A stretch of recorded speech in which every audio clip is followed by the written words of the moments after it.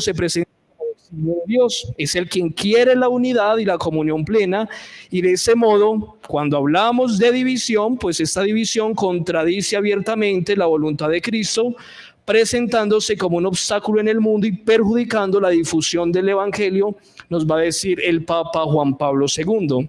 Entonces, desde ese contexto del diálogo ecuménico, todos los cristianos podemos interpretar la muerte de los líderes sociales desde la recuperación de la memoria del Jesús histórico y las causas de su muerte, derivadas del compromiso social.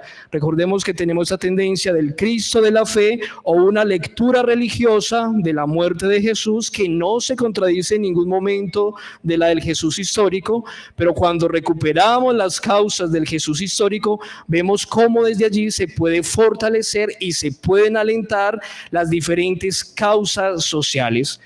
Pues no sabemos con exactitud cuáles fueron las causas reales del asesinato de Jesús de Nazaret. No obstante, cuando hacemos todo este análisis y cuando hacemos esta investigación, pues se sabe que la muerte de Jesús, como nos dice Leonardo Bob, solamente se puede comprender desde su praxis histórica, desde su mensaje, desde las exigencias que hizo y también los conflictos que de una u otra manera suscitó.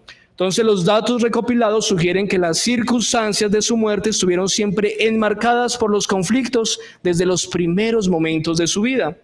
Y para entender su problemática es crucial considerar el contexto sociocultural en el que vivió. Y ese marco contextual arroja la luz sobre por qué Jesús se convirtió en una figura contracultural y cómo su mensaje desafiante se originó en ese entorno.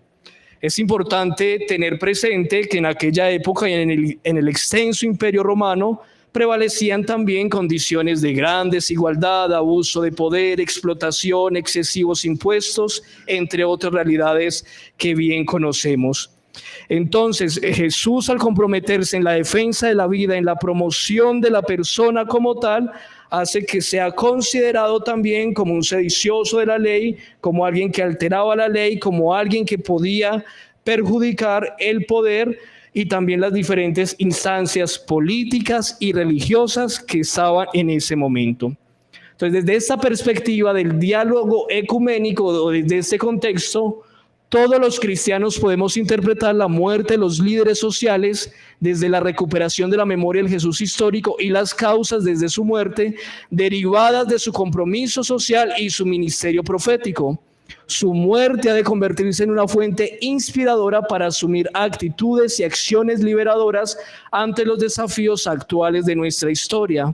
Desde la figura del Jesús histórico encontramos que nuestra fe tiene también una dimensión social y que tiene una dimensión comunitaria. La fe no solamente se puede vivir de manera egoísta, individualista, solo yo me salvo de cara a Dios. No, tiene una dimensión comunitaria y nosotros nos tenemos que comprometer seriamente. Y cuando miramos la vida de los líderes sociales, al menos lo que los cristianos tenemos que hacer es apoyar y defender también sus vidas. Y pudiésemos decir de esta manera que aquel que no se compromete de verdad, aquel que no defiende la vida, dista del cristianismo verdadero y auténtico de Jesús de Nazaret. Cuando hablaba con una persona sobre la realidad de los líderes sociales y que hay que dar a conocer esta realidad, defender y proteger sus vidas, una persona me decía, allá ellos que se hacen matar para que no se quedan quietos. Y cuando uno escucha estas respuestas de un cristiano, pues de verdad que queda como un sinsabor y puede uno aseverar que hace falta algo en la vida cristiana y que defender la vida y defender al hermano y defender a la otra persona tiene que ser un principio natural, no solamente religioso, sino también desde esta perspectiva de hermandad y de fraternidad. También, no solamente desde un aporte ecuménico, sino que también desde un diálogo interreligioso, como nos dice precisamente este autor, Jacques Dupuy, que los cristianos y los otros creyentes construyen juntos el reino de Dios cada vez que se comprometen de común acuerdo a la causa de los derechos humanos, cada vez que trabajan por la liberación integral de todas y cada una de las personas, pero especialmente de los pobres y oprimidos, también construyen el reino de Dios promoviendo los valores religiosos y espirituales. Y en la construcción del reino de Dios, las dos dimensiones, humana y religiosa, son inseparables. En realidad, la primera es el signo de la segunda. A veces tantas religiones, separados por dogmas o por tantas situaciones que han pasado en la historia, pues es el momento de irlas superando y trabajar juntos para la promoción humana. Para finalizar, entonces, en definitiva, pues los seres humanos, independientemente de la religión que profesen, cuentan con los elementos suficientes para ejercer un liderazgo fundamentado en los valores de la fraternidad y la sororidad universal, desde su vocación, desde su profesión, desde su ocupación, desde el ámbito académico, sociocultural, parroquial o en los diversos movimientos y asociaciones en los cuales participa. Y la praxis de los líderes sociales es un ejemplo, un testimonio que invita a vivir con más conciencia la dimensión social de la fe. Todos, creyentes y no creyentes, tenemos que comprometernos con el ser humano, así como de una u otra manera los líderes sociales se comprometen con las personas y con su pueblo. Y para que esta aspiración no quede reducida a una mera utopía, emerge como imperativo que todos y todas reconozcamos la importancia de los líderes sociales y apoyemos su lucha. Cualquier individuo está llamado a contribuir de alguna manera a la dinámica de estos líderes que desempeñan su rol en nuestro país. Resulta crucial visibilizar esta realidad y ese es el propósito también de estos eventos. No podremos transformar lamentablemente esta realidad como quisiéramos, pero tenemos el compromiso de visibilizar la realidad, respaldarlos, acompañarlos en su encomienda y es de vital importancia emplear nuestros esfuerzos para que denunciemos los ataques contra ellos, defender siempre su vida y velar porque su palabra sea siempre salvaguardada. Y en estos escenarios, nosotros que pertenecemos a alguna denominación religiosa, son los espacios también para crear conciencia, para hacer sociedades más equitativas y justas. Y esto es lo que nosotros podemos hacer. Entonces, en definitiva, la fuerza transformadora de los líderes sociales en Colombia es un llamado a la acción para cada individuo, independientemente de sus creencias o afiliaciones, para contrarrestar así la cultura de la violencia y la indiferencia. Y contribuir al respaldo y protección de estos líderes es un paso significativo hacia la realización de sociedades más fraternas, más justas, más presencia del reino de Dios anunciado por el Jesús en el aquí y en el ahora de nuestra historia. Entonces el llamado es a tomar una conciencia de nuestra dimensión social de la fe y a comprometernos en todos nuestros ambientes seriamente. Muchas gracias. Gracias a usted. Bueno, muchas gracias. Al final, es mejor al final. Gracias a Carlos Daniel. Y vamos entonces a las preguntas van a ir al final de las 4 presentaciones. Entonces, vamos a dar la oportunidad. ¿No está Adolfo Andrés? Entonces, está José Luis.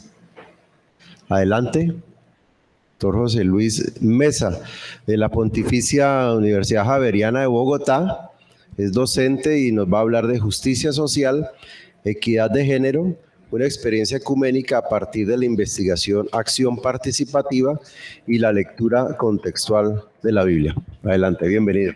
Gracias, Pablo. Buenas tardes a todos. Muchísimas gracias por su presencia aquí en este salón, en esta mesa, y también un saludo muy especial a los que están conectados virtualmente. Como ya dijeron en el título, entro en materia y para que el tiempo no me haga una mala jugada, pues voy a leer el texto que he preparado. Desde hace 15 años en la Facultad de Teología, pues tenemos una estrecha relación con la Iglesia Luterana de Suecia y en particular con la organización ACT Iglesia Sueca. Durante este tiempo, gracias a su apoyo, se han adelantado proyectos de investigación y formación en torno a diversos problemas como la vulneración de los derechos humanos, los derechos sexuales y reproductivos, la negación de la dignidad humana, la violencia de género, la injusticia social, e inequidad social, la construcción de paz, entre otros problemas. El trabajo se ha llevado a cabo con comunidades localizadas en Bogotá y varios municipios del territorio colombiano, lo que ha permitido cierto grado de transformación de dichas comunidades y a su vez un quehacer teológico encarnado en nuestra realidad, teniendo la oportunidad de ser compañeros de camino de mujeres y hombres que han compartido con generosidad lo que les pasa en su propia vida. El camino recorrido ha evidenciado que el trabajo ecuménico puede ser más rico y profundo si se hace una opción por la ortopraxis más que por la ortodoxia, como bien lo señala Panikkar. Leo textualmente: la religión ha sido identificada demasiado a menudo con la ortodoxia, precisamente porque la ortopraxis era dada por supuesta a priorísticamente. Hoy somos conscientes de que la dimensión fundamental de la religión no se sitúa en el dominio de las ideas justas, de la correcta doctrina, de la ortodoxia, sino en el de la praxis, en el de las acciones justas y auténticas que conducen al hombre hacia su fin. Esto es, en lo que tradicionalmente se llamaba la acción sagrada o el culto, por el que el ser humano realiza su destino. La prioridad dada a la ortodoxia era la razón por la que aquellos que rehusaban compartir una misma doctrina no eran admitidos a formar parte en el mismo culto. Si por el contrario, el énfasis se pone en la ortopraxis, es decir, sobre la realización del cumplimiento efectivo de la acción justa, que conduce al ser humano directa o indirectamente a su pleno desarrollo o hacia el fin de su vida, entonces podemos participar en un rito o realizar juntos un acto significativo, incluso si no compartimos el mismo sistema doctrinal y no concuerdan nuestras ideas. Hasta ahí la cita de Panikkar. Vienen a la mente diversos ejemplos de concreción de este planteamiento panikkariano. Por citar solo uno, años atrás fuimos testigos del empeño de Hans Kuhn por hacer realidad una ética mundial, al realizar una lectura práctica y transversal de los códigos morales de las religiones. Aquí vimos que lo más importante no era convencer a aquel que creía diferente a nuestra propia verdad, sino trabajar conjuntamente para denunciar aquello que nos aleja de ese otro mundo posible y de otra parte hacer sinergia para construir ese mundo querido en clave del reino de Dios. Ahora bien, pareciera que el diálogo ecuménico fuera menos exigente que el diálogo interreligioso. Sin embargo, ambos requieren de una apertura dialogal más que dialéctica que permite escuchar atentamente y discernir y actuar cooperativamente. Por cuestiones de tiempo, no voy a detenerme en las experiencias y aprendizajes de la relación de una universidad confesionalmente católica con una organización confesionalmente luterana, los cuales también son pertinentes para la temática de esta mesa, sino en el proceso y resultados de una de las investigaciones desarrolladas con dos grupos de mujeres, uno mayoritariamente católico, de Soledad Atlántico, y otro evangélico, perteneciente a las iglesias Casa de Dios para la Familia, en Santo Tomás, y la iglesia Jehová es mi refugio, en Palmar de Varela. Ambos municipios son del Atlántico también.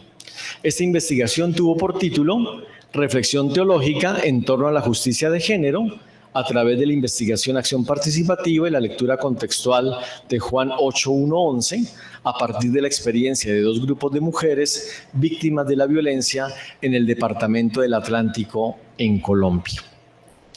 Bueno, con respecto al problema, sencillamente voy a referirme a una idea que va de la mano con esta otra que ya expuso Carlos, y es que las mujeres de América Latina, por lo tanto de Colombia, son agredidas y diezmadas en un fenómeno que parece haber naturalizado la violencia de género, porque si bien cada una de ellas tiene nombre y rostro propio, pasan a formar parte de una estadística que poco preocupa a buena parte de esta sociedad mayoritariamente creyente.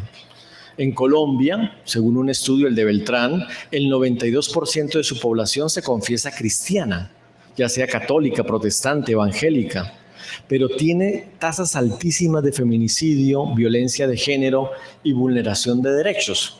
Si miramos el informe del Centro de Referencia Nacional, reporta que en el primer semestre de este año hubo 23.973 mujeres agredidas, de las cuales 9.800 fueron violadas y 915 terminaron en muerte. Eso es un dato, pues realmente es brutal. La injusticia social y la violencia de género resultan de la hibridación de factores sociales, culturales, políticos, económicos y religiosos que afrentan la dignidad y el respeto por los derechos humanos y se traducen en la imposición de control y poder, intimidación, vejación emocional, aislamiento, negación, culpabilización, chantaje, uso de privilegios masculinos, maltrato económico y uso de la fuerza. En sociedades patriarcales como la nuestra, hoy más que nunca, abro comillas, los clamores de las mujeres ya no pueden acallarse ni ahogarse entre las cuatro paredes de su hogar en nombre del orgullo, el honor, la seguridad y la estabilidad de la familia o de los hijos, porque la violencia contra las mujeres es un pecado. Cierro comillas, y la cita es de la Federación Luterana Mundial. La metodología que utilizamos en esta investigación, pues ya está en el título, fue la investigación acción participativa, yendo de la mano con la lectura contextual de la Biblia. No me voy a detener aquí, pero bueno, sabemos que lo bonito de estos dos métodos es que tienen una altísima participación de la comunidad. La comunidad es quien identifica el problema, analiza el problema, apropia, en este caso, los textos. Bueno, en este caso trabajamos solamente un texto, el de Juan 8, para tener de allí las claves para una propuesta de cambio. Y una propuesta de cambio que, si hemos sido coherentes con la primera parte, que es identificar el problema, debería atender a los factores que están asociados al problema. Si hay factores de orden económico, pues la propuesta debería tener un componente económico laboral. Si tiene que ver con lo socioafectivo, debería atender también ese componente. Y por supuesto lo que está ligado con lo religioso y lo espiritual. Bueno, en cuanto a los resultados. Entonces, entre los descubrimientos de las mujeres, estas mujeres que durante, el proceso duró 3 años, pero año y medio leyendo el texto de Juan una y otra vez, esos resultados fueron analizados bajo los principios de la teoría fundamentada y hubo unas categorías recurrentes como justicia, equidad y violencia de género. Esas categorías nos permitieron encontrar pues, varios hallazgos, ¿sí? Pero me voy a detener solamente en 3. El primero, el miedo de las mujeres al saberse vulnerables. Segundo, su sumisión y cosificación como forma de control por parte del varón. Y 3, su dignidad mancillada por el patriarcalismo y el machismo. En cuanto al primero, su miedo al saberse vulnerables. En la lectura del pasaje de Juan, las mujeres descubrieron su vulnerabilidad. Dice una de ellas: ella está atemorizada, no siente el deseo de defenderse. Ella espera el daño que le van a hacer. Bueno, no he nombrado, pero Juan 8, sabemos, es ese pasaje de la mujer acusada de adulterio. En el bibliodrama, que es una de las técnicas que se utiliza en la lectura contextual de la Biblia, quien hizo las veces de la mujer acusada de adulterio expresó: me siento asustada, ultrajada, apenada, con miedo, mucho miedo. Las mujeres manifestaron con estas y otras palabras su indefensión frente a los varones a los cuales están sometidas. Dice una de ellas: coincidimos en que sí afecta de manera negativa a esa figura masculina que nos limita. Nos da terror poder abrir las puertas de la vida para crecer profesionalmente, para crecer como seres humanos. Cierro comillas. Bueno, aquí no lo he dicho, pero estoy mezclando las voces del grupo de Santo Tomás, recuerden ustedes que es el grupo evangélico, con el grupo de Soledad, que es el grupo católico. Entonces, para que ustedes vean incluso dónde se están tocando esas voces. El segundo resultado o hallazgo, su sumisión y cosificación como forma de control por parte del varón. Las comunidades reconocieron que la mujer pasó de no tener voz, estar tirada en el suelo y ser estigmatizada, a hablar, ponerse de pie, ser perdonada. Una de ellas dice: hay una doble transformación, una mujer que vence el miedo y que rompe el silencio. El relato las animó a adelantar este proceso de afirmación de sí mismas. Dice una de ellas, lo que queremos es pasar de una mujer que es víctima de la violencia y del silencio a una mujer empoderada, emprendedora, una mujer que participa, que conoce sus derechos y que los reclama. Tercer hallazgo, su dignidad mancillada por el patriarcalismo y el machismo. El atropello vivido por la acusada de adulterio fue caracterizado por las mujeres con los términos humillada, triste, angustiada, temerosa. Sin embargo, resaltaron que aquella recupera su dignidad gracias a la intervención de Jesús. Abro comillas, me considero como piedra preciosa. Una tiene que pasar por procesos duros, por un fuego incesante para llegar a ser una piedra preciosa, y así me represento yo. Cuando venimos a los pies de Cristo, Cristo nos cambia, nos transforma y nos hace creer en nosotras mismas. Como seres humanos somos valiosas en las manos de Dios. ¿Qué podemos decir de todo esto? Pues es fácil hablar de Dios, del Dios de la justicia, pero tal vez es muy difícil percibir la justicia de Dios en este mundo, diría el teólogo Vives, Joseph Vives, este teólogo español. En este sentido, cabe preguntar dónde está la justicia de Dios cuando las mujeres son maltratadas por sus maridos, quienes deberían cuidarlas, cuando temerosas se refugian en sus casas por miedo a ser violentadas por hombres que las acechan, cuando son violadas y sus derechos son vulnerados una y otra vez por aquellos quienes detentan el poder y hacen de sus cuerpos un trofeo, o cuando son marginadas por los que se creen superiores por el hecho de ser varones.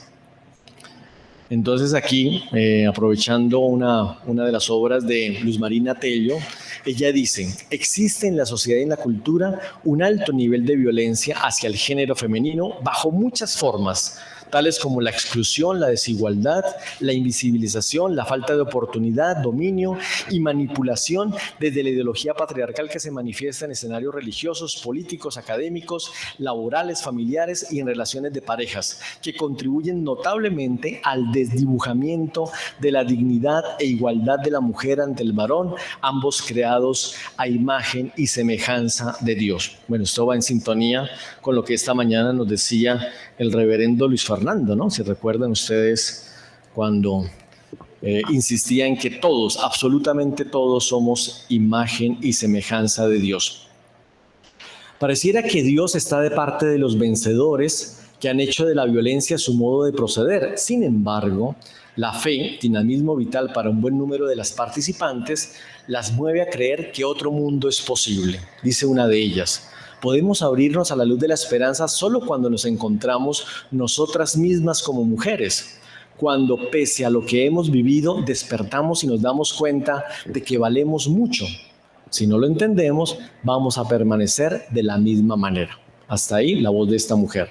Aunque estas mujeres no son versadas en feminismo liberal, luchan por la igualdad de derechos y una distribución equitativa de cargas y beneficios. Dice una mujer de Soledad, si no hay igualdad de género, entonces aquí estamos siendo afectadas todos, tanto los hombres como las mujeres. Así lideran un modelo que, aunque no está exento del conflicto, promueve la complementariedad y la corresponsabilidad, haciendo compatibles la igualdad y la diferencia. Si pretendemos una teología de la justicia, esta ha de estar comprometida muy especialmente con las empobrecidas y marginadas y violentadas de la historia, acudiendo en defensa de sus derechos. Basta recordar el Deuteronomio, cuando dice, porque Yahvé, vuestro Dios, es el Dios de los dioses y el Señor de los señores, el Dios grande, poderoso y temible, quien no hace acepción de personas y no admite soborno, que hace justicia al huérfano y a la viuda, y ama al forastero, a quien da pan y vestido. Por eso será que Jesús transitó por las márgenes, fue a la periferia y cargó con el dolor de los más pequeños. No obstante, la justicia parece una realidad lejana y una tarea pendiente en los contextos donde las mujeres viven todo tipo de precariedad económica, cultural, social y espiritual. Al respecto, señala Sangüesa, abro comillas, tanto la vida como la disposición de las relaciones están marcadas por una injusticia que tergiversa la norma de la conducta humana e impide la eficacia de un orden social justo. Cierro comillas. Por esto, la realidad histórica, sin lugar teológico, ha de ser testigo de una praxis transformadora. Así, una teología de la justicia en perspectiva de género provoca la toma de conciencia y el empoderamiento de las mujeres para resignificar sus vidas con la confianza de que Dios habita en ellas, sus familias, sus comunidades, jalonándolas hacia el cometido de la justicia y la liberación integral. Es decir, la construcción de un mundo más solidario y más justo como condición sine qua non para que acontezca la salvación. Ya, pues como conclusiones, podría nombrar al menos 3 o 4. Todo lo anterior es una expresión genuina de la ortopraxis, de esa ortopraxis anhelada y puesta en marcha de diversas fes, ya que la salvación que procuran no está tanto en la doctrina como en los actos que alcanzan dicha liberación o salvación. En el caso particular, el camino recorrido por las mujeres, sin importar su filiación religiosa, permitió que descubrieran nuevos elementos de su realidad y se hicieran capaces de enfrentar la opresión, mejorar sus condiciones y hacerse responsables de sus vidas. Aquí tengo que decir que en la última fase, las 3 comunidades, bueno, las 2, más que Santo Tomás Palmar, al final se decidieron por proyectos diferentes, pero constituyeron centros de desarrollo para la mujer. Como son mujeres que de alguna manera dependían, bueno, algunas siguen dependiendo del varón, ellas se dieron cuenta que era muy importante tener un renglón productivo, proyectos productivos. Entonces, algunas implementaron un centro de confecciones, otros un centro o una empresa de bisutería, otras colocaron un micromercado. Y el hecho de ya no sentirse dependientes económicamente y estar sometidas por la cuestión económica, eso les dio una libertad no solamente económica, sino una libertad social, una libertad de espíritu. Bueno, sigo con la conclusión. Tomar conciencia de ser sujetos de derecho las llevó a reconocerse como actores sociales, políticos e históricos capaces de trabajar colaborativamente por una misma causa, animadas por su fe. Ahora bien, es cierto que no desaparecieron las desigualdades de género que se convierten en relaciones de dominación, y menos en una cultura como la costeña caribeña, ¿cierto? Ya se pueden ustedes imaginar. Pero sí se fortaleció la consigna de que no se solucionarán por las vías del silencio o de la violencia. Para las mujeres quedó claro que cualquier forma de patriarcado aleja de la comunión entre varones y mujeres, y esa comunión pues es un signo de justicia de Dios. También quedó clara la estrecha relación entre justicia y equidad. Las mujeres anhelan una vida y un trabajo justo, una participación y un reconocimiento, porque su valía no está en la protección que un varón les brinde. Por el contrario, su invisibilización, discriminación y maltrato son una forma de pecado estructural. Finalmente, se trató de recuperar la dignidad de la mujer, teniendo como referente al mismo Jesús, quien a través de sus actitudes, palabras y hechos supo acoger, respetar, cuidar y defender, tal como lo expresó una de las mujeres, abro comillas. Él mira más allá lo que hay dentro de la persona y hace una nueva criatura, una nueva persona, una nueva mujer. Ella se levanta y corre, comienza una nueva vida, no peques más. Hasta ahí la voz de la mujer. Pues muchas gracias por su atención.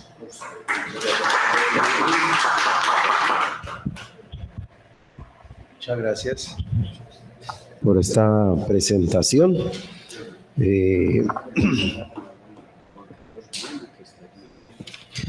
Entonces, a continuación tendremos al profesor, el doctor Juan Carlos Gaona, profesor de Historia de acá de la Unibautista. Él está en México y desde allí se ha conectado para presentar la ponencia La génesis de la Unión Latinoamericana de Juventudes Evangélicas, una experiencia ecuménica pionera en el continente, 1941-1951. Entonces, profesor Juan Carlos, bienvenido. Gracias, profesor Pablo. Saludos a todas, a todos quienes están conectados. Aquí tengo la presentación, pero no, voy a ver si me deja compartir. Como que no me está dejando. Un momentito. O no sé si la puedo compartir, profesor Pablo, porque no me está dejando compartir. Sí, ya estamos ahora tratando de arreglar esto para que puedas compartirla. Listo, profe.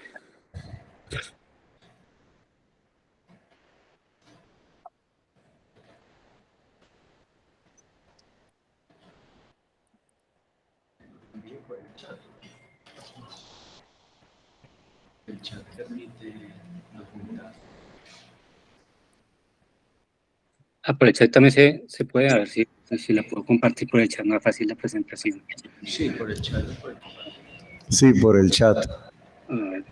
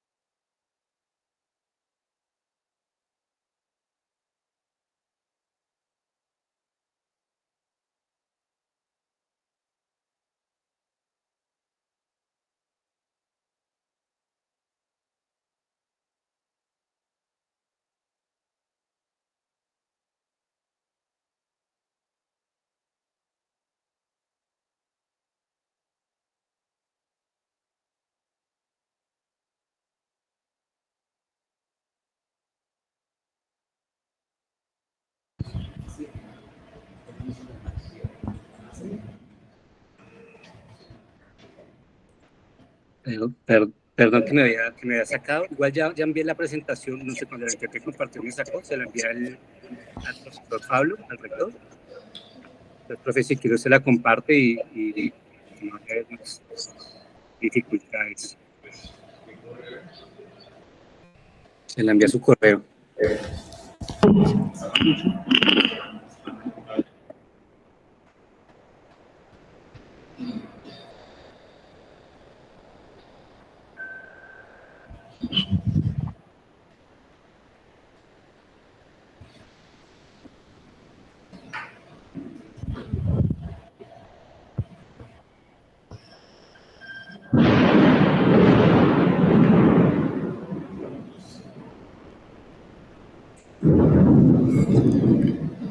Listo, ahora sí, Juan Carlos. Listo, profe, muchas gracias. Bueno, como el profesor Pablo ya leyó el título de la ponencia, está presente, esta vez que se hace una clave un tanto distinta que las otras presentaciones. Lo trabajo más desde una perspectiva histórica y también a partir de las fuentes o las huellas, ¿no?, que nos permiten tener ciertos documentos. Por un lado, por otro lado, también me interesó trabajar una perspectiva latinoamericana, de la manera en que el ecumenismo, la perspectiva ecuménica, el compromiso ecuménico se fue desarrollando en el mundo evangélico latinoamericano, más específicamente entre las iglesias protestantes históricas, o lo que llamaríamos protestantismo histórico, en un espacio de experiencia muy específico, que eran sus juventudes o sus jóvenes en la primera mitad del siglo XX, sobre todo a mediados. Entonces quisiera pedirle al profe que pasar la diapositiva, la siguiente. En la ponencia que compartí, que envié a los organizadores del evento, propuse como objetivo de la ponencia examinar el tránsito entre una espiritualidad pietista, eclesiocéntrica, hacia una espiritualidad ecuménica comprometida socialmente en un periodo de agitación sociopolítica en el mundo evangélico. Pues, solamente para explicar este término de espiritualidad pietista eclesiocéntrica, ¿no? El pietismo es un movimiento que nace en el mundo protestante europeo y posteriormente estadounidense, que se centró en, digamos, en cierto tipo de moralidad o de compromiso moral, ético, bueno, más que ético, moral, entre los creyentes, y muy centrado en el desarrollo de una espiritualidad devocional, ¿no? Muy del buen comportamiento, lo que tradicionalmente cuando se hacían caricaturas de los evangélicos en América Latina, que decía que anda con la Biblia debajo del brazo, que no fuma, no bebe, no toma, y se congrega, ¿no? O sea, ese tipo de espiritualidad frente a una espiritualidad ecuménica y más relacionada con las preocupaciones del mundo social, del mundo terrenal, de la sociedad, de la economía y de la política. Entonces, como ciertos sectores juveniles evangélicos en nuestra región fueron transitando entre estas dos formas, digamos, de espiritualidad. La siguiente, por favor. Uno de los primeros elementos que planteo y como me he acercado en mis investigaciones, en mis trabajos a este mundo evangélico, que es bastante diverso, bastante plural, ha sido a través de sus publicaciones. Existió, digamos, un primer encuentro, un primer ecumenismo, por decirlo de alguna manera. Ahorita voy a definir qué se entendía en este mundo por ecumenismo a través de lo que algunos historiadores llaman una comunidad de papel, ¿no? ¿Qué es una comunidad de papel? En un mundo en el que no había la tecnología que tenemos, pues, por ejemplo, con la que me estoy comunicando con ustedes desde otro país, muchas veces los contactos presenciales no eran tan factibles, ¿no? Se hacían congresos o reuniones, pero logísticamente no eran tan factibles, pero sí ya había una construcción identitaria regional en este mundo y en otros espacios también, a través de publicaciones, ¿no? Como las publicaciones periódicas. Y me he dado la tarea de ir reconstruyendo un mundo editorial de publicaciones bastante amplias, evangélicas y particularmente en este caso juveniles, en las cuales podemos ir viendo los derroteros de diferentes grupos o sociabilidades o asociaciones juveniles evangélicas que tienen presencia en nuestra región desde comienzos del siglo, desde la década del 1900, y cómo estos grupos, que eran algunos denominacionales, o sea, pertenecientes a una iglesia particular, presbiteriana, luterana, etcétera, y otros desde muy temprano eran interdenominacionales, o sea, en los cuales había presencia de diferentes iglesias, y cómo estas asociaciones juveniles, muchas de ellas desde comienzos del siglo fueron muy impactadas por lo que se llama el social gospel o el evangelio social, un movimiento que viene del protestantismo teológico liberal, principalmente estadounidense, y que busca responder desde una ética protestante a los problemas de la modernidad, ¿no? En el tránsito del siglo, en tránsito del siglo XIX, comienzos del XX, y que buscan responder también desde una visión seguramente también civilizatoria y en algún sentido también colonial, ¿no?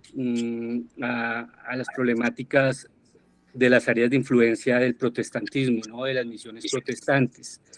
Esta influencia llega a través de los misioneros, pero también encaja con una serie de procesos que están atravesando ciertos sectores de las juventudes latinoamericanas, sobre todo en el Cono Sur o en México, que podemos evidenciar, por ejemplo, en la reforma universitaria de 1918 y en otros movimientos universitarios en los cuales se piensa que la juventud no solamente, o la universidad no solamente es un espacio de formación académica, sino que debe tener cierta injerencia en la sociedad, ¿no? Desde una autonomía universitaria, que es lo que la reforma universitaria plantea.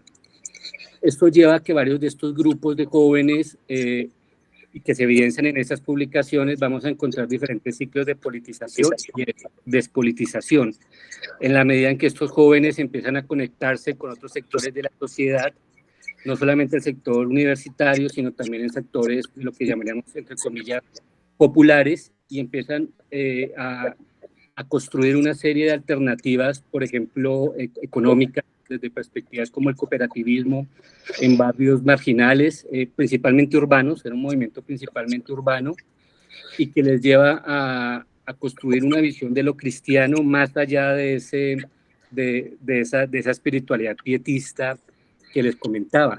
A partir de estos esfuerzos y de estas redes, de estos contactos que van construyendo, llegan a un horizonte ecuménico desde la primera mitad del siglo XX, ¿no? Estamos hablando bastante tiempo antes del Concilio Vaticano II, e inclusive antes de la constitución del Consejo Mundial de Iglesias, ¿no? La primera gran institución ecuménica aunque ya habían otros esfuerzos de la cual tenemos una perspectiva en el siglo XX. La siguiente, por favor. La siguiente. Uno de los teólogos evangélicos protestantes seguramente más importantes del siglo XX estuvo muy vinculado con estas juventudes, que era el escocés John A. Mackay, y John A. Mackay menciona cómo a partir de lo que es esa crisis civilizatoria en la Primera, pero sobre todo en la Segunda Guerra Mundial, surge una nueva perspectiva de la unidad mundial, que no solamente es religiosa, sino que está en el campo de la diplomacia, en el campo de la economía también, y por ejemplo con la Fundación de las Naciones Unidas y otros organismos multilaterales regionales. Y pensando en ese cambio, en esa perspectiva, Mackay, en una conferencia, refiriéndose a los años 40, aunque la conferencia posterior, menciona esta cita. El sustantivo griego okoneme significa lo que tiene que ver o es coextensivo a la tierra habitada. A causa de las conquistas técnicas, hemos visto el nacimiento de una nueva okoneme. Al colocar a la humanidad por sobre el mero americanismo, América Latina es natural y genuinamente ecuménica en el orden secular. Es mi profunda convicción que, así como hay una cualidad ecuménica natural en la tradición espíritu hispano, el protestantismo latinoamericano, cuando pueda desarrollarse libremente, sin la interferencia de influencias sectarias extrañas, demostrará ser gloriosamente ecuménico. Aunque hay un fuerte individualismo en el alma latinoamericana, es igualmente cierto que ésta posee un maravilloso sentido de totalidad. Este sentido se ha manifestado históricamente en la actitud tradicional de América Latina hacia el universalismo cultural y el internacionalismo político. En América Latina hay más interés en lo que tiene alcance mundial que en lo puramente hemisférico. Más que preocupación por la humanidad, más preocupación por la humanidad que por la latinidad. Cierro cita. En este pasaje o en esta conferencia que da Mackay, muestra el sentido de la construcción de una idea de lo ecuménico al interior del mundo evangélico. Tradicionalmente se mencionaba la palabra interdenominacional, que era una palabra que reproducía de alguna manera las lógicas de separación de las iglesias evangélicas en los Estados Unidos, ¿no? Que la palabra denominación surge en ese ambiente evangélico estadounidense, pero que desde esta perspectiva ecuménica empieza a romperse primero esas, digamos, paredes de separación o divisiones que el mundo evangélico arrastra hasta el día de hoy, y empieza a pensarse en cómo la casa común, que es una casa que se busca después de la conflagración bélica de la Segunda Guerra Mundial, no solamente tiene una dimensión política, sino también tiene una dimensión espiritual, una dimensión religiosa que se conecta con los intereses por la reconstrucción del mundo, tanto en Europa, pero también por el proceso de descolonización que empieza o que se intenta acelerar a partir de estos años en otras partes como África, Asia y de alguna manera también América Latina. La siguiente, por favor. El primer congreso, en esta perspectiva ecuménica, que justamente es a los primeros años de la década del 40, el primer congreso se llevó a cabo en la ciudad de Lima, en Perú, y tuvo como lema: con Cristo, un mundo nuevo, que es esa retórica de la reconstrucción, del renacimiento de la civilización occidental, después, digamos, de la conflagración. Y esto es muy interesante porque ese protestantismo liberal, esa teología liberal era bastante optimista en términos antropológicos, ¿no? Había un optimismo antropológico que empieza a ser quebrado con los sucesos del siglo XX a nivel mundial, pero también en niveles más locales, y lleva a pensar cómo debemos reconstruir nuestro mundo desde unas nuevas bases teológicas y espirituales. Ese, digamos, es el enfoque del primer congreso. Ahí hay una foto de los participantes y también hay una presentación. Siguiente, por favor. Que en este congreso se mencionaron algunos temas como, la vida espiritual, la evangelización urbana y rural, la educación cristiana. También se ahondó en el tema de la cooperación interdenominacional, el problema del indio, entre comillas. Entonces, hay una forma de repensar las comunidades indígenas en nuestro continente distintas al enfoque civilizatorio que traía el protestantismo histórico y también las otras expresiones del mundo evangélico. repudiar el sistema capitalista y abogar por la implantación de un sistema corporativista, apoyar los movimientos y las sociedades mutualistas. De hecho, en el Cono Sur, también en México, en diferentes espacios, se crearon diferentes sociedades mutualistas y también cooperativistas, no necesariamente desde las iglesias institucionales, sino desde estos grupos juveniles. Hay un rastro de una praxis concreta en este sentido. Apelar directamente a los gobiernos en la defensa de una economía justa. Y esto es muy importante porque la forma en que se organizan las iglesias evangélicas desde una perspectiva interdenominacional solía ser para tener una representación frente al gobierno y a los gobiernos pues en la región y defender ciertas prerrogativas de la vida laica o de la laicidad que a ellos les interesaba. Eso se ha documentado mucho en la historia del protestantismo, pero aquí hay un cambio de perspectiva.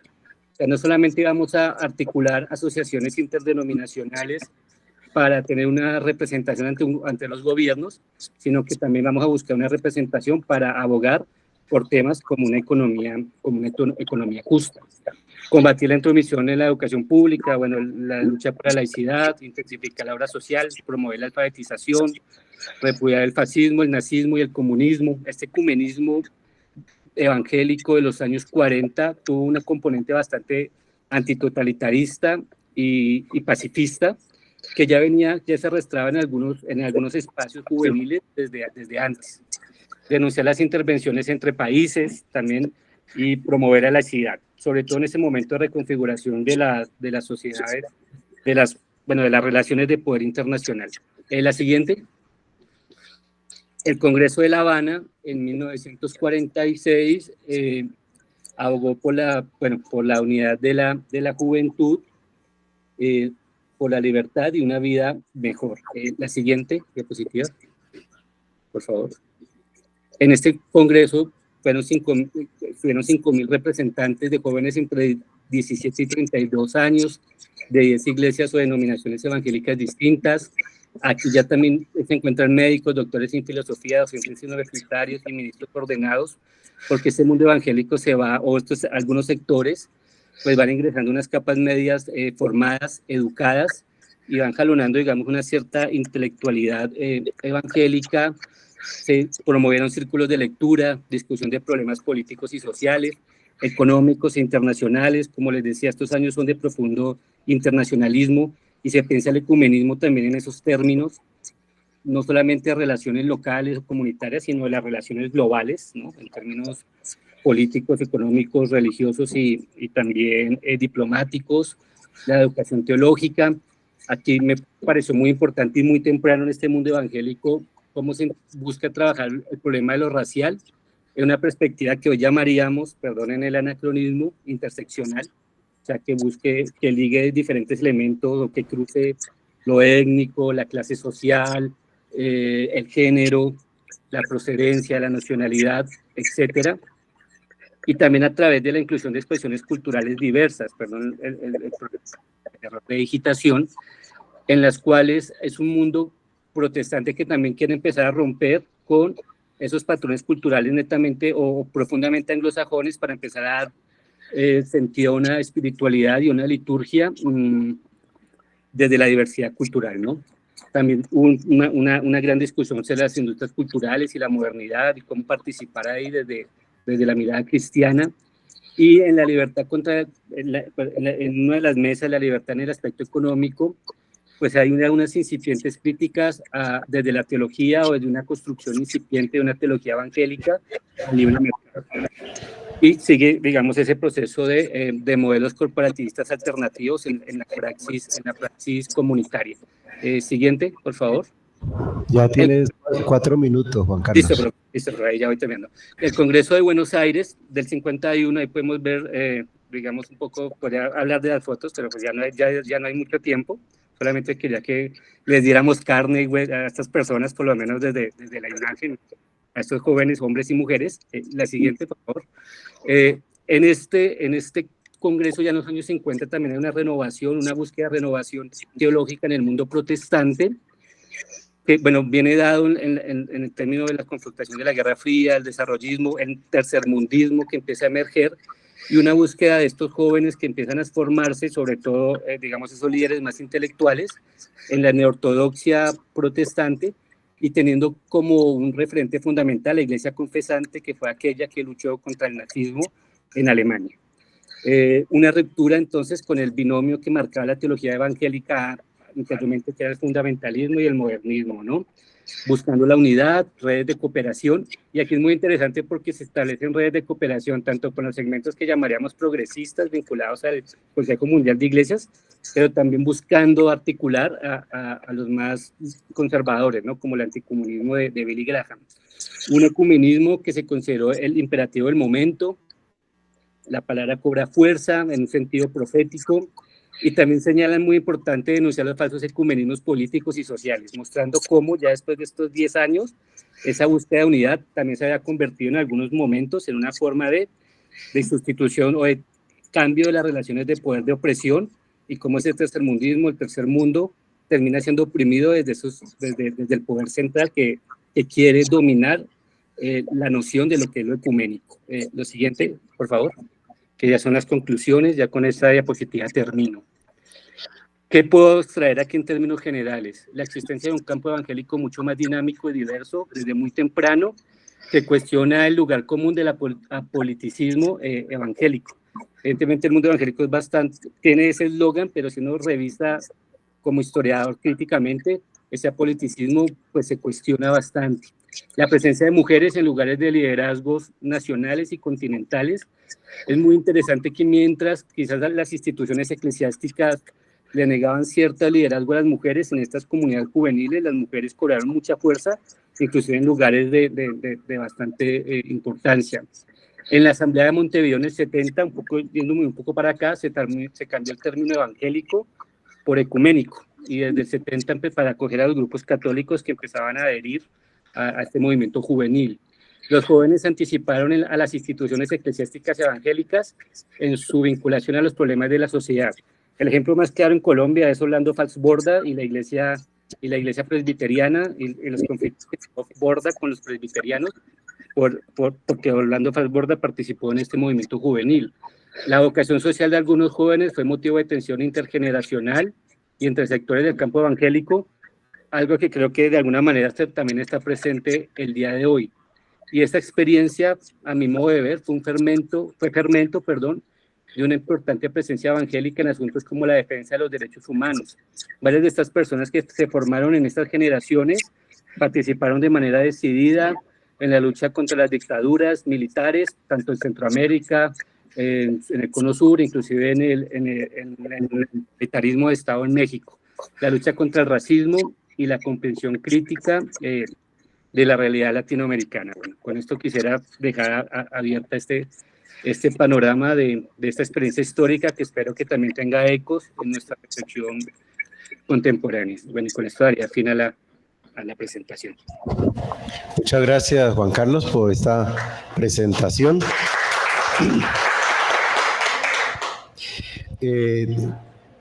Habíamos mencionado a Adolfo Andrés Rivera Álvarez, ya se ha conectado, es de la Iglesia Católica, estudiante de Bogotá, y el título de su ponencia es En tu nombre echaré las redes.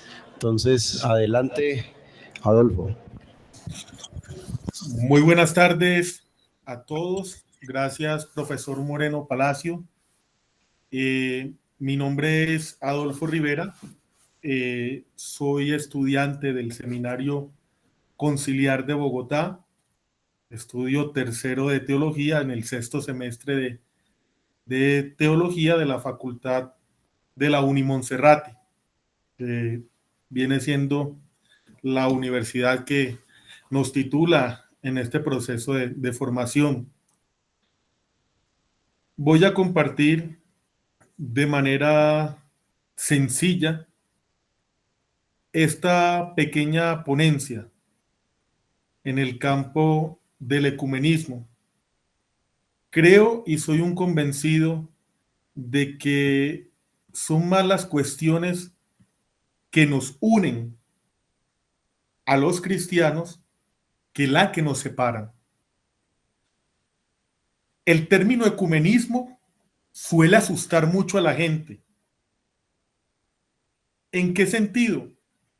Muchas personas, o por ignorancia, por falta de recurrir a las fuentes de la teología, piensan desde un fundamentalismo radical que es obra del demonio, que es la unificación de todas las iglesias, que es el acabose, que es el signo del apocalipsis, entre cuantas y muchas más que han mirado o han degradado este esfuerzo del ecumenismo, de este diálogo, de la unidad de todas las iglesias cristianas. La parte fundamental es lo social, partiendo desde mi experiencia, como fue el año pasado en el municipio de Tumaco, Nariño. Yo pertenezco, soy suboficial del Ejército Nacional y me estoy preparando para ser capellán del ejército. Y vemos la necesidad grande que hay en toda Colombia, incluso en las fuerzas militares, para la atención espiritual de los uniformados. Y cuando uno va desde la perspectiva católica, el ejército tiene un manual, una directiva, donde establece las funciones del capellán.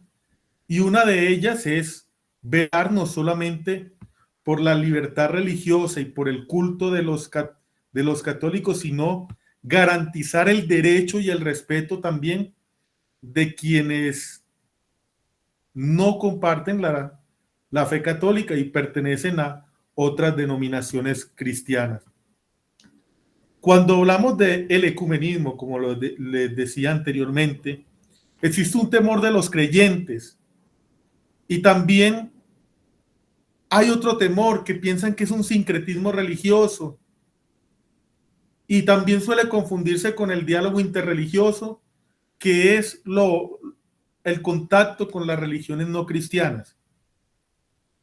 Pero en nuestro país, en nuestras comunidades, en la periferia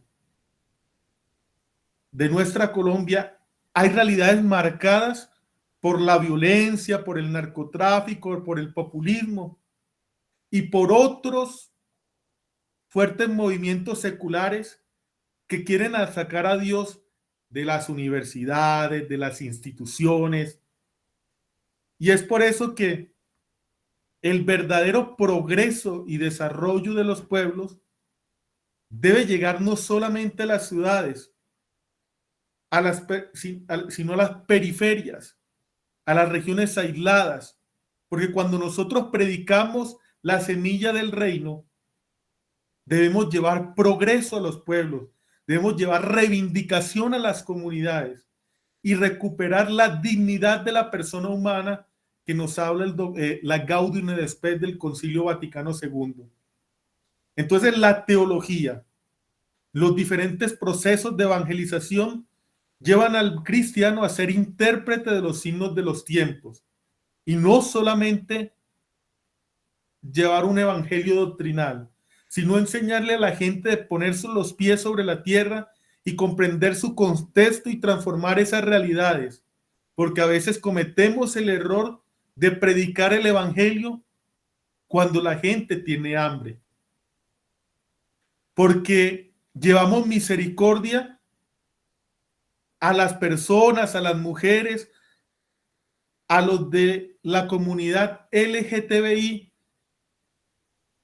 y queremos venderle la imagen del Cristo Redentor desde el sufrimiento. Y muchas personas asocian ese sufrimiento al sufrimiento de Cristo en la cruz, cuando el Evangelio llena de alegría y transforma todas las realidades sociales. Sabemos muy bien que el término ecumenismo nace en el siglo XX. Hay diferentes fechas que marcaron sucesos de su nacimiento, pero la que yo deseo enfocar, el objetivo principal es rescatar la unidad de los cristianos, así como los primeros siglos de la cristiandad. ¿Y qué más honesto que el trabajo social, que la doctrina social?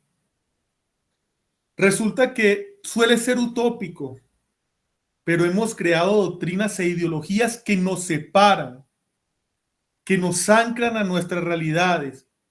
Pero ¿sabe qué es lo bonito de todo lo cristiano? Es que los cristianos, ya seamos católicos, bautistas, pentecostales, siempre estamos abiertos a la solidaridad. Vemos el sufrimiento y el dolor de nuestras comunidades y es ahí donde entramos con la justicia social. El cristiano de por sí es un promotor de los derechos humanos y defensor de las realidades fundamentales de la persona. Hoy en día todo el mundo nos habla de cuándo somos vulnerados. Hay indiferencia social a veces y ponemos una venda en nuestros ojos. Pero recuerde que Cristo nos manda a ser profetas. Nos manda a ser ovejas en un mundo de lobos. Y en las cuestiones de la evangelización de las zonas marginadas y aisladas, hay un punto de incursión y es la conciencia social. No se puede predicar el evangelio sin antes sentir, encarnar, comprender la situación de nuestros hermanos. Si no podemos encarnar el sufrimiento de Cristo y ofrecer un Cristo liberador, como lo dice el padre Gustavo Gutiérrez en la teología de la liberación, cuando no bebemos de nuestro propio pozo y ofrecemos discursos elevados y nuestra gente sufre discriminación, sufre segregación, donde la corrupción ha permitido que no se dé la subsidiariedad en las comunidades abandonadas.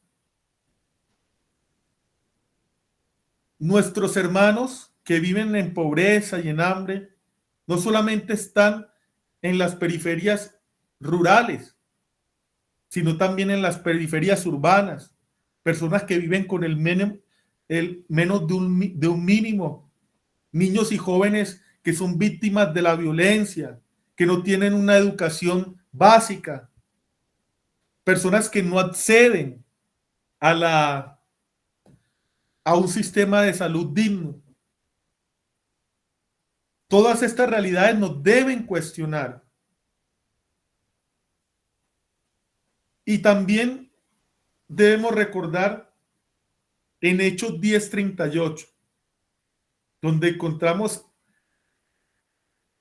aquella frase que nos dice que nuestro Señor Jesucristo pasó por este mundo haciendo el bien, sanando a los enfermos y curando a los oprimidos por el demonio.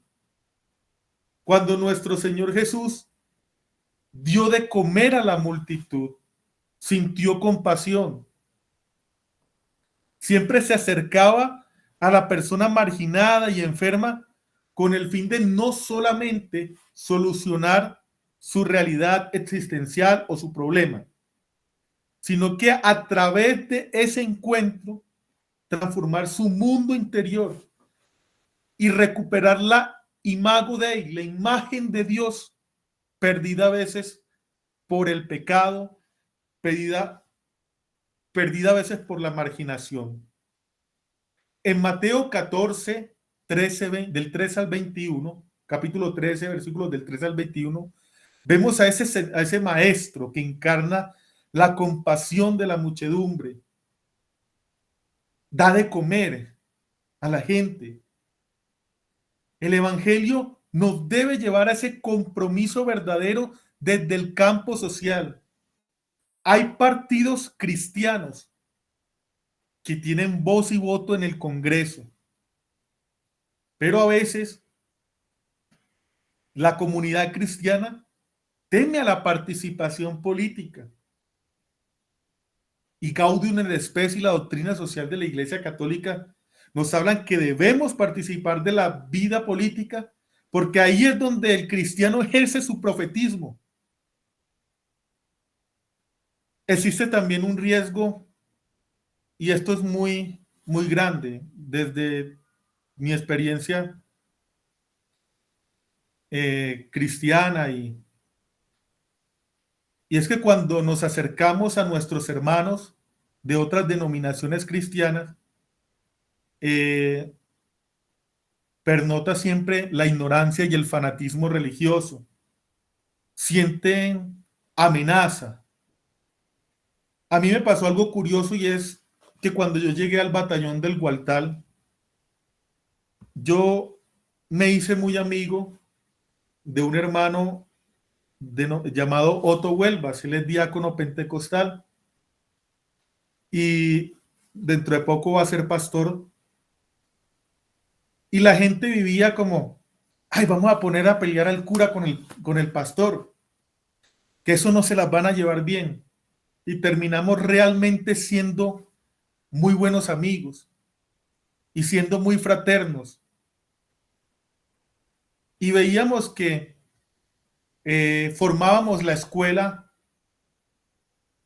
de doctrina social y la escuela de la palabra, y muchas personas no iban por miedo a que les fuéramos a enseñar doctrinas diferentes a las del Evangelio. Convocábamos a campañas y nos íbamos a ciertas veredas con ayuda del Ejército Nacional a llevar mercado a los pobres, de llevar un cuerpo médico para que en esas campañas de salud logramos hacer vacunación, todo lo respectivo. Y la gente tenía cierto temor porque, no, un cura es el que está llevando eso. Y los católicos, no, es que es el pastor el que está llevando eso. Entonces ese fanatismo religioso amenaza esa acción misionera y la comunión entre todas las iglesias y denominaciones cristianas. Y hay veces tenemos que poner con lupa hacia dónde va dirigida nuestra predicación, porque el dolor y la pobreza no hacen parte de la vida del creyente. Y entonces es ahí donde secularmente se dice que la religión es el opio del pueblo, porque a veces adormecemos la conciencia social de nuestros hermanos. Ay, somos pobres, tenemos que vivir pobre. Le decimos a las mujeres que de pronto sufren golpes y agresiones por parte de sus esposos. Hija, ese es el esposo que el Señor te dio. Sufre con ella los sufrimientos de nuestro Señor en la cruz. Ten fe que todo va a cambiar. Y estamos desfigurando la dignidad de la mujer y ese maltrato, confundiéndola con una teología orientada hacia el dolor y la pobreza. Y perdemos el camino del progreso y la reivindicación. Debemos educarnos en la fe y en la política, porque el cristiano es un ser inmerso en la sociedad. Y si algo caracterizó a los primeros cristianos fue la fraternidad. Míralos cómo se aman. La manera en que Hechos de los Apóstoles nos habla de cómo se organizaban las primeras comunidades, cómo nombraban a los primeros diáconos, cómo repartían la caridad, causaba un impacto en quienes no eran cristianos. A veces hay que sacudirnos. Resulta que... Adolfo, te quedan 4 minutos. Unidos al contexto de la teología y la práctica cristiana que nos orienta el Concilio Vaticano II, abordo la Unitatis Redintegratio, donde se reconoce la importancia de la unidad de los cristianos e invita no solamente a los católicos a trabajar con nuestros hermanos, sino también a buscar y reconciliarnos con otras tradiciones cristianas. También la división entre los cristianos contradice abiertamente a la voluntad de Cristo, y a veces es un escándalo para el mundo y perjudica la santísima misión de predicar el Evangelio, instituida esa misión por nuestro Señor Jesucristo. Entonces, para poder dar un giro al ecumenismo, debemos empezar desde lo social. Se puede trabajar desde una actividad misionera y evangelizadora, haciendo recursos de forma interdisciplinaria con otras ciencias, y enseñar y educar a nuestros fieles hacia el verdadero diálogo. Y concluyo que es necesario comprender que para promover el diálogo ecuménico deben trazarse objetivos sociales, objetivos que comprendan la realidad de nuestras comunidades, porque es la única forma de que podemos superar todo fundamentalismo, todo fanatismo y toda ignorancia religiosa, con 3 cosas claras: trabajar la unidad, el bien común y la justicia social.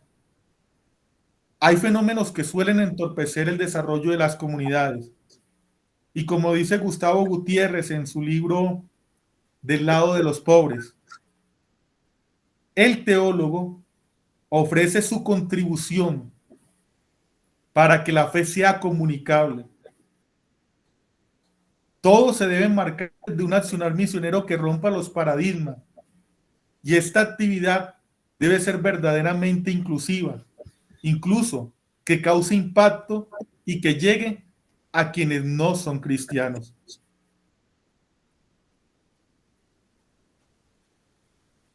Es por eso que la salvación de Jesucristo ocurre en la historia personal, en la historia de cada comunidad, de cada individuo que acepta el Evangelio.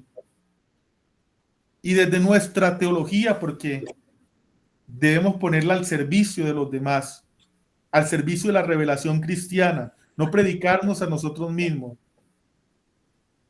Y en la teología actualizamos y hacemos viva y eficaz el mensaje de Cristo.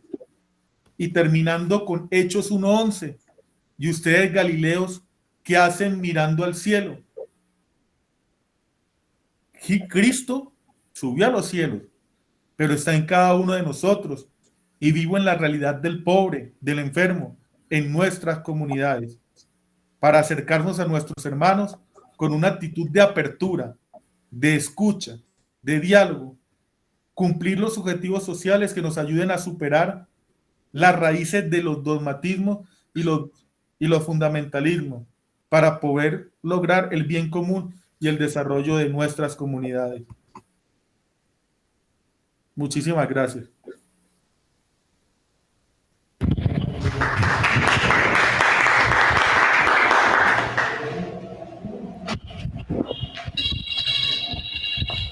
Muchas gracias a nuestros ilustres ponentes. En este orden han intervenido primero Carlos Daniel Franco Ramírez con Diálogo Ecuménico e Interreligioso, un llamado urgente en la lucha por la defensa de los líderes sociales en Colombia. En segundo lugar, tuvimos la intervención del doctor José Luis Mesa Rueda con La justicia social y equidad de género, una experiencia ecuménica a partir de la investigación, acción participativa y la lectura contextual de la Biblia. Luego hace la intervención el doctor Juan Carlos Gaona Poveda con La génesis de la Unión Latinoamericana de Juventudes Evangélicas, una experiencia ecuménica pionera en el continente. Y por último, ha hecho su ponencia el estudiante del Seminario Conciliar de Bogotá, Adolfo Andrés Rivera Álvarez, con su ponencia En tu nombre echaré las redes. A partir de este momento, invitamos a nuestra amable audiencia que está conectada virtualmente y a quienes están aquí presentes en el auditorio 204 de Unibautista de Cali, formular las preguntas de manera particular a cada ponente o en general quienes lo quieran hacer. Seguramente sería mejor especificar en la pregunta si es en general o se la dirigen a uno de los ponentes. Tenemos la palabra en este momento.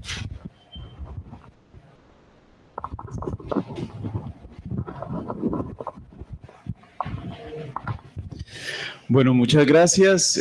Un saludo fraterno de paz y bien para los aquí presentes y los que están conectados a través de esta plataforma virtual. Soy Fray Miguel Ángel, religioso franciscano.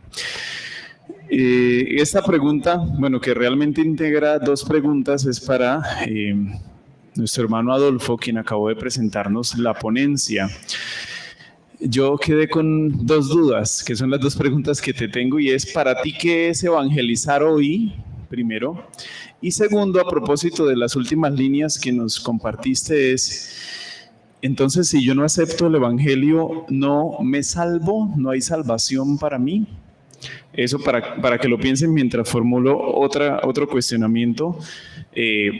Para ti también, pero de manera general para el hermano José Luis y el hermano Carlos Daniel, porque tiene que ver con la participación política. Y es que se percibe actualmente que hay dos extremos respecto a la participación política de la iglesia o de las iglesias. Está el extremo de optar por un partido político de ultraderecha, a la cual pertenecen muy evidentemente grupos dentro de las iglesias, fanáticos que están perjudicando a las iglesias dentro de las iglesias. Ese es un extremo. Y está el otro extremo del silencio o de la indiferencia.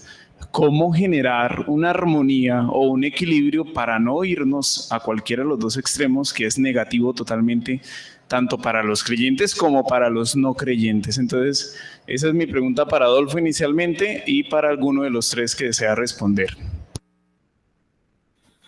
Fray, generalmente se nos dice que el sacrificio de Cristo en la cruz ofrece la salvación para todo el género humano. Yo soy consciente de que incluso la semilla de la fe está en quienes no son católicos y en quienes no son cristianos ni nunca han oído hablar de Jesucristo, porque hay una ley natural inscrita en el corazón del hombre que siempre lo va a impulsar a hacer el bien. Y en muchas personas y en muchas épocas el evangelio no llegó a otras personas. Y es ahí donde el sacrificio de Cristo en la cruz y la redención toca a estas realidades. Entonces, anteriormente, y es un error, se decía que fuera de la Iglesia Católica no hay salvación. Pero el Concilio Vaticano II nos dice que también en la Lumen Gentium nos dice que las otras denominaciones cristianas también tienen elementos de salvación, porque también se basan en las fuentes de la salvación. Fray, me repite la primera pregunta, un momento que no la logré alcanzar a anotar.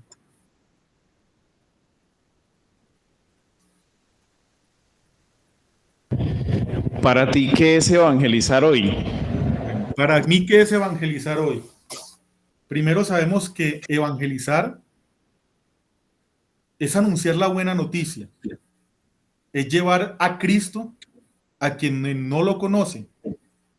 Pero ahorita hablamos de nueva evangelización. Sí o sí, Jesucristo es conocido en mayor parte del territorio colombiano y en el mundo. Incluso hay zonas donde no conocen del evangelio ni no conocen a Cristo. Entonces, evangelizar en primer lugar es llevar la buena noticia de la salvación a quienes no conocen. Y la nueva evangelización es despertar esa fe perdida o adormecida con un mensaje de Cristo vivo, actualizado. Me gusta mucho la misión de la iglesia. Me gusta ir a las periferias. Y algo que he notado es que uno no puede, y lo repetía en la ponencia o en mi intervención, que a veces uno va a predicar el evangelio o a hacer promoción cristiana y las familias sin mercado, sin comida.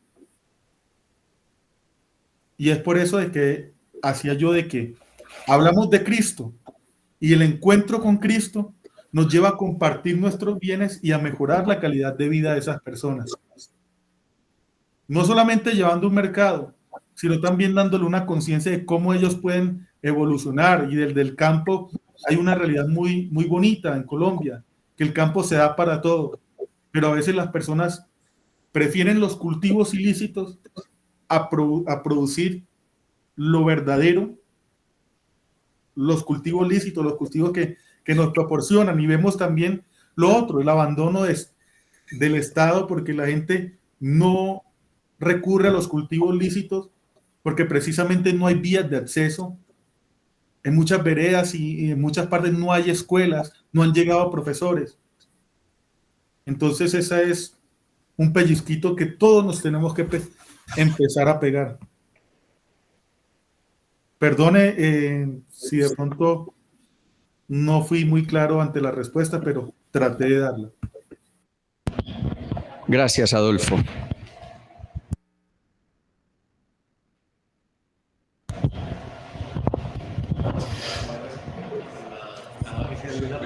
Ya la otra.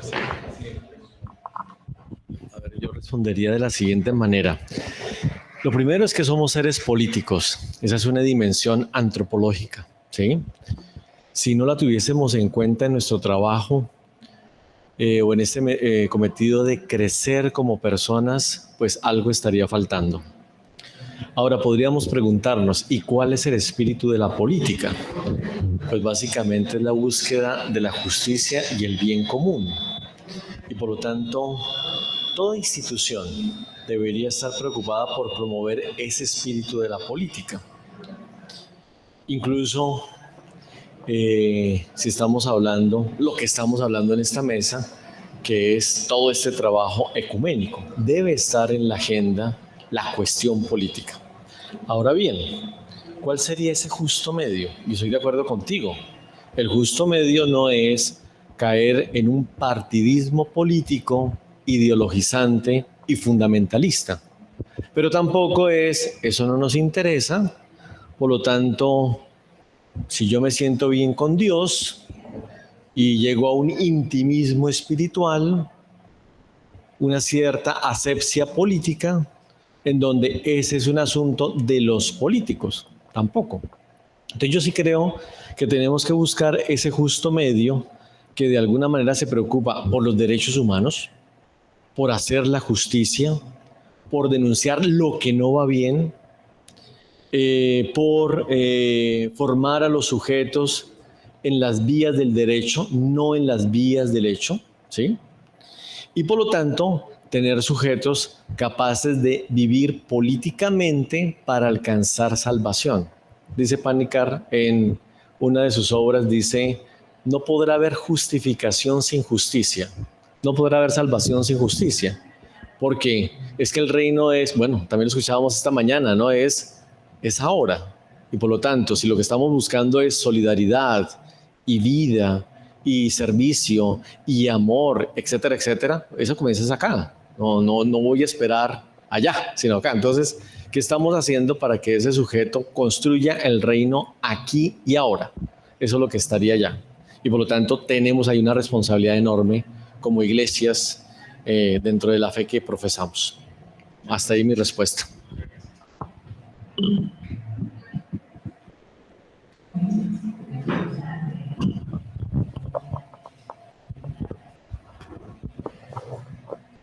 Bueno, ya se hacía mención, como bien lo sabemos, ninguno de los extremos son buenos. Sin embargo, una de las tareas fundamentales, y cuando hablamos precisamente de esta dimensión social de la fe, es necesaria también esa formación política. Y allí desde estos ambientes ecuménicos, interreligiosos, resulta como parte fundamental el tema de la conciencia social y una sana política. ante esta cultura de indiferencia, ante esta cultura de que solamente quienes están allí son los principales responsables y desde que yo no me vea afectado no pasa nada, pienso que como cristianos o como pertenecientes a alguna denominación religiosa o aún no creyentes también, pues debemos de formarnos en una sana política para adoptar posiciones de solidaridad al servicio de la humanidad. Solo de esa manera y tomando de una u otra manera partido porque es necesario, porque no podemos ser indiferentes, pienso que será la manera de enfrentar los problemas de la justicia, problemas de la libertad, problemas de la paz, como una manera de entender mejor a los pobres, a los marginados, a los indefensos, sin convertirnos en fanáticos, como acciones concretas. Si queremos el cambio, tenemos que comprometernos y saber tomar partido, pero un sano partido sin caer en fanatismos. Porque el problema, y hablo de nosotros los cristianos, es que nos vamos quedando, va predominando la indiferencia, pero no tomamos partido, dejamos que otros lo hagan y no lo hacen sanamente, y por eso también tenemos grandes problemas y todas estas realidades sociales tan complicadas, pero hay que hacerlo. Como compromiso social estamos llamados a esto.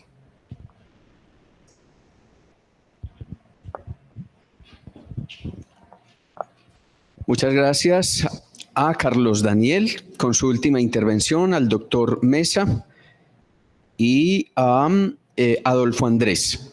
¿Hay alguna otra pregunta? Muy bien, el doctor Pablo y...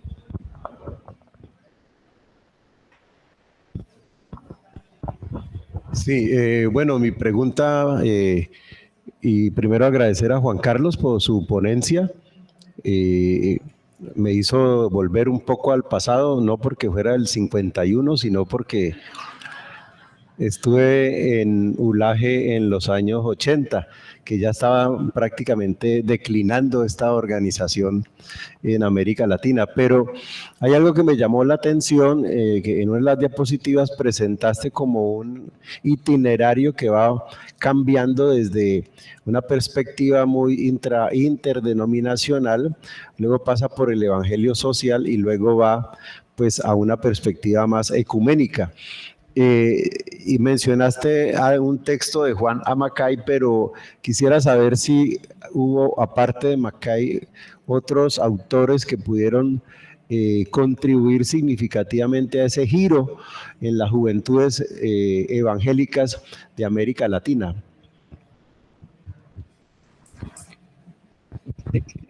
Bueno, muchas gracias por escuchar la ponencia y qué bueno que haya participado en Ulaje. Realmente no conozco muchas personas que hayan participado.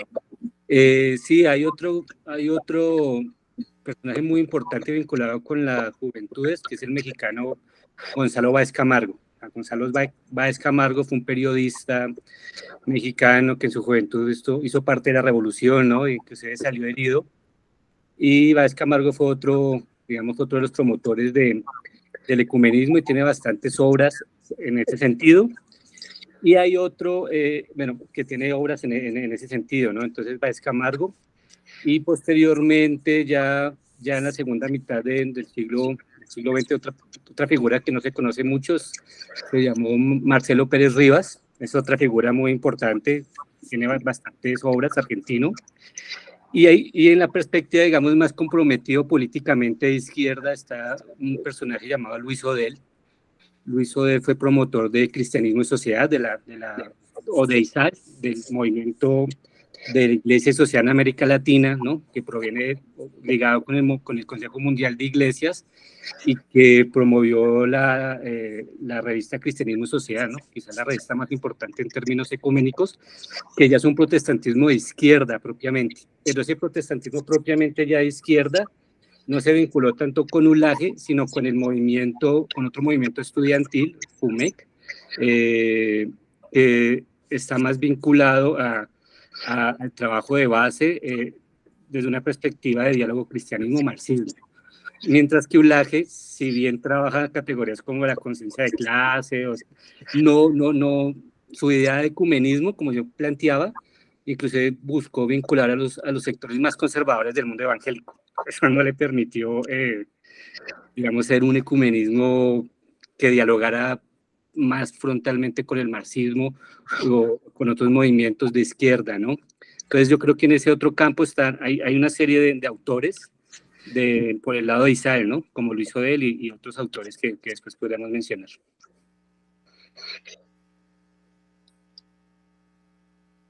Muchas gracias, profesor Juan Carlos. Ahora le damos la palabra al profesor que viene a hacer otra pregunta.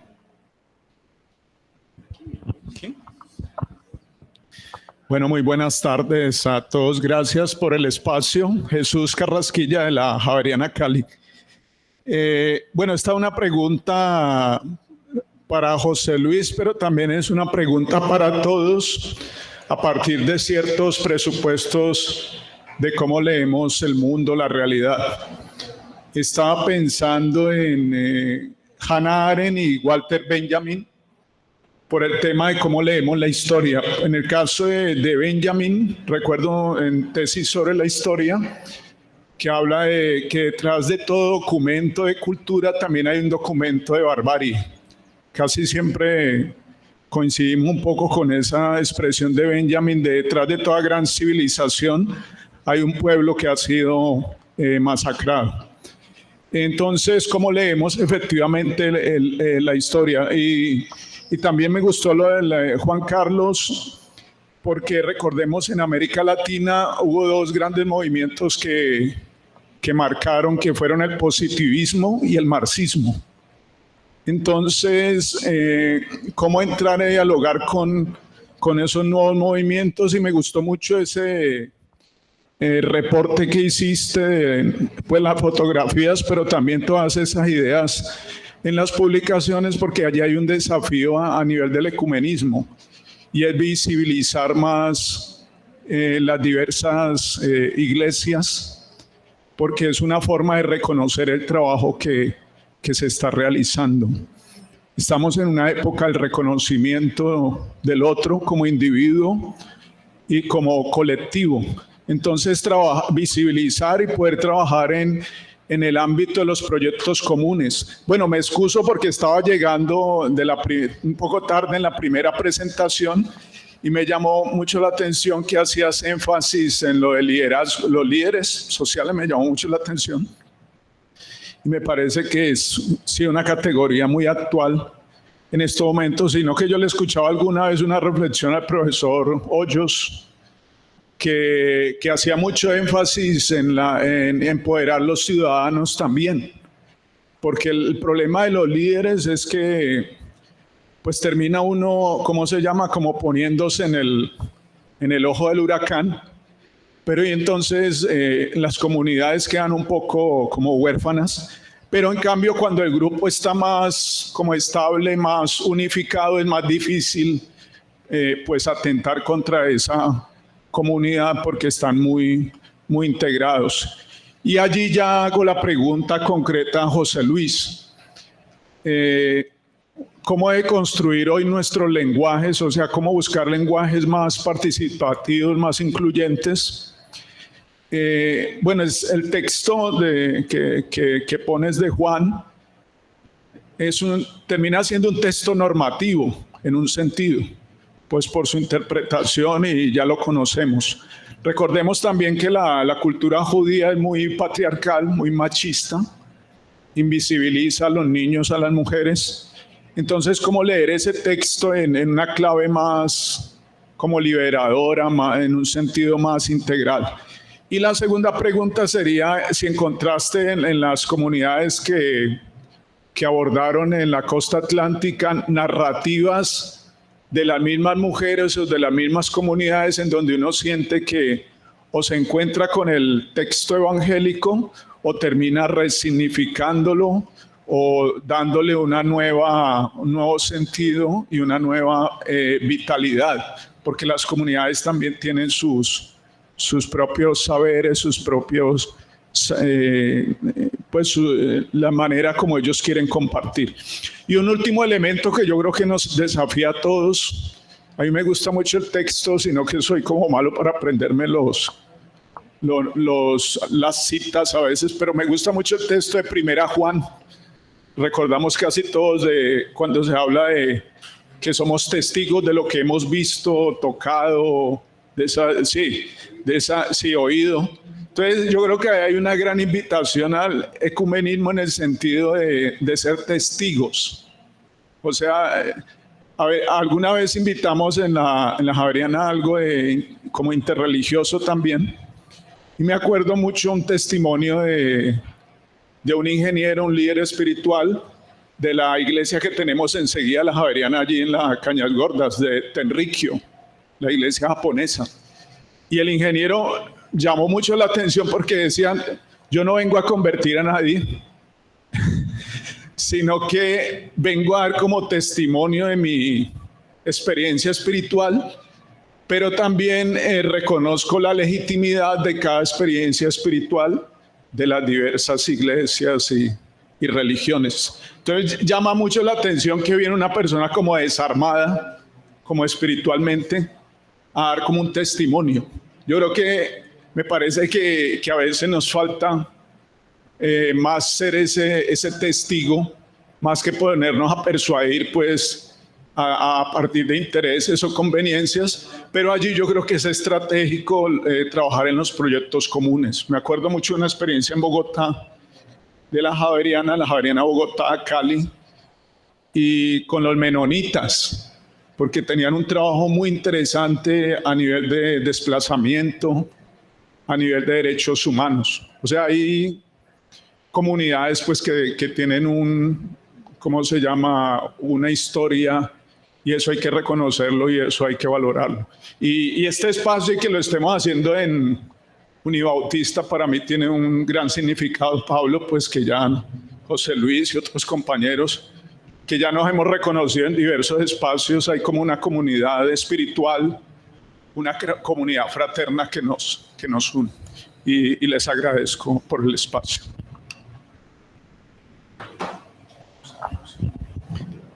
Muchas gracias, doctor Carrasquilla. Bueno, Jesús dijo que era una pregunta para todos y sin embargo me han nombrado aquí. Gracias por la pregunta, Jesús. Y que la pregunta está muy buena. Tan buena es que ya tiene la mitad de la respuesta. Primero, pues un comentario a la alusión que hiciste con respecto a la historia. Y yo creo que hay un empeño enorme en este momento en trabajar las pequeñas historias, porque es cierto lo que dices. Esta mañana me distraje mientras me alistaba viendo un programa. Hoy celebramos la fiesta de los muertos. Entonces entrevistaban a una antropóloga que ha recuperado las historias de aquellos que estaban en el cementerio de los pobres en Bogotá. Ese cementerio desapareció porque allí se construyó este lugar realmente muy bonito y emblemático que tiene que ver con el centro de memoria.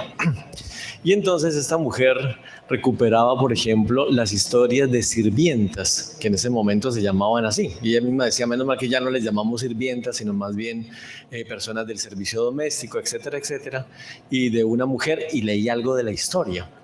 Es un trabajo bien interesante, pero alguien que está en la historia con H dice, ¿y a mí qué me importa la historia de esa sirvienta o de qué murió o de qué no murió? ¿Cierto? Y eso es lo que pasa con estas mujeres, por ejemplo, de esta investigación, y ahora que estamos en otra, trabajando con 4 comunidades, por ejemplo, una de ellas de la comunidad Zenú, indígena de Galapa, en los Montes de María, personas que nadie conoce y sin embargo han tenido que sufrir el conflicto armado. Bueno, estamos haciendo este peregrinaje que incluso propone el Consejo Mundial de Iglesias con sus 6 estaciones y que ha sistematizado muy bien el menonita Andrés Pacheco, entre otras por ese trabajo tan serio que lleva la iglesia menonita no solamente en Colombia, sino también en otras partes. Entonces, de alguna manera lo que hay en el fondo es una reconstrucción de eso que dice la Biblia misma, de que somos vasijas, que somos tesoros en vasijas de barro, pero son vasijas que están rotas. ¿Cómo restablecemos esas vasijas para que ellos y ellas puedan creer en sí mismos? Pues yo creo que es recuperando su propia historia y leyéndola de otra manera. No la historia de eso, de los prohombres, la historia oficial, la historia de los vencedores, sino la historia de los pequeños. de aquellos que realmente han recibido toda la carga de esas luchas o de esas tensiones que hemos visto. Y ya en cuanto a la pregunta misma, mira, yo creo que se cumple lo que dice Gerald West, que ustedes saben es el padre de la lectura contextual de la Biblia o uno de sus promotores, y es que las comunidades de a pie logran encontrar cosas que escapan a los exégetas y hermeneutas expertos.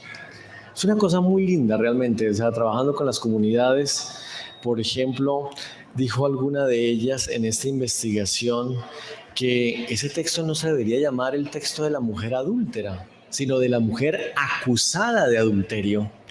Y hace toda una reflexión porque dice, si en la ley judía, de acuerdo con el Levítico, pues al lado de una mujer adúltera, pues había un hombre que también cometía adulterio que igual tenía que ser apedreado. ¿Dónde está ese hombre en el texto?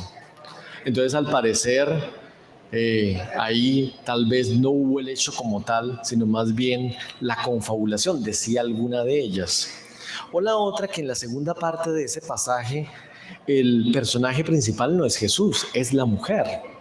Porque, como les dije yo, es una mujer que está silenciada, no tiene palabra y al final habla, se pone de pie. Eso es muy importante. Y ser recuperado por ellas, yo creo que es una cosa muy bonita. O cuando Jesús escribe, miren ustedes, le están preguntando, teniendo como referente la ley.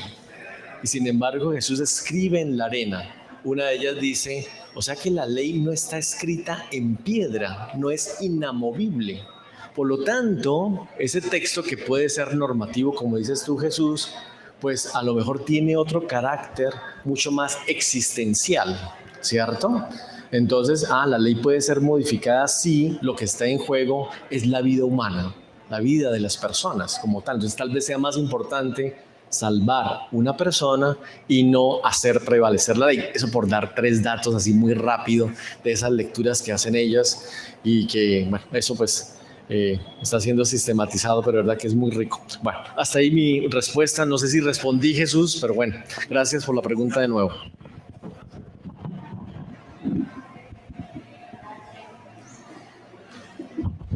Doctor Pablo, ¿todavía quiere hacer la pregunta o ya el tiempo, Cronos rige en nuestra contra ya porque ha terminado el tiempo de esta mesa? Muchas gracias de nuevo a nuestros ponentes y asistentes, tanto virtuales como presenciales, a este coloquio centrado en el ecumenismo y compromiso social de la Iglesia. Fuerte aplauso para todos.